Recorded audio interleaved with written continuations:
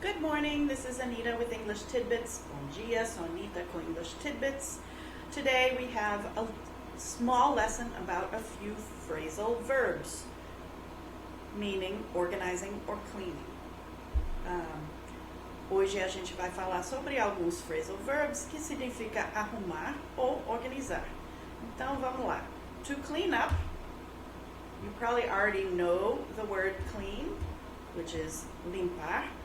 But when you use it to clean up, it means more arrumar, to clean up. To tidy up, mesma coisa, arrumar, organizar. To straighten up, arrumar, organizar. Okay, one more time. To clean up, to tidy up, and to straighten up.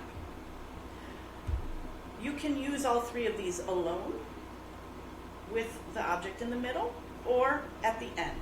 They use the same way, but I'll explain. So, my daughter hates to clean up. My daughter hates to clean her room up. My daughter hates to clean up her room. They all mean the same thing, tudo significa a mesma coisa. Você pode usar só simplesmente to clean up. My daughter hates to clean up. Então, ela odeia organizar qualquer coisa. My daughter hates to clean her room up. Então, ela odeia organizar, limpar, ou arrumar o quarto dela. My daughter hates to clean up her room. Mesma coisa. One more. I always tidy up before the cleaners come. Então, I always tidy up, mas eu não falei arrumar o quê? Eu sempre arrumo, mas não é me arrumar, é arrumar alguma coisa, é diferente. Eu sempre arrumo a casa antes das pessoas virem para limpar a minha casa. I always tidy the house up before the cleaners come. Agora eu especifiquei the house, a casa. I always tidy up the house before the cleaners come. So, one more time. I always tidy up before the cleaners come. I always tidy the house up before the cleaners come. I always tidy up the house before the cleaners come. And the last one, I wish my son would straighten up. Eu espero que meu filho ia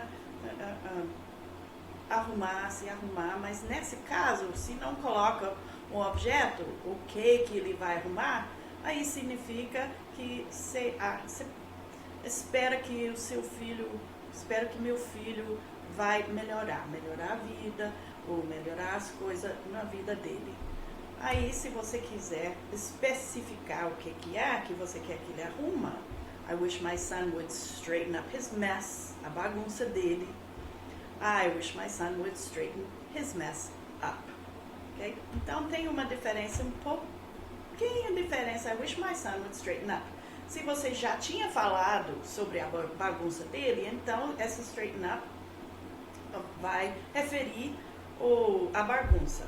Se não, você pode significar straighten up de ficar mais em pé, ficar mais reto, entendeu?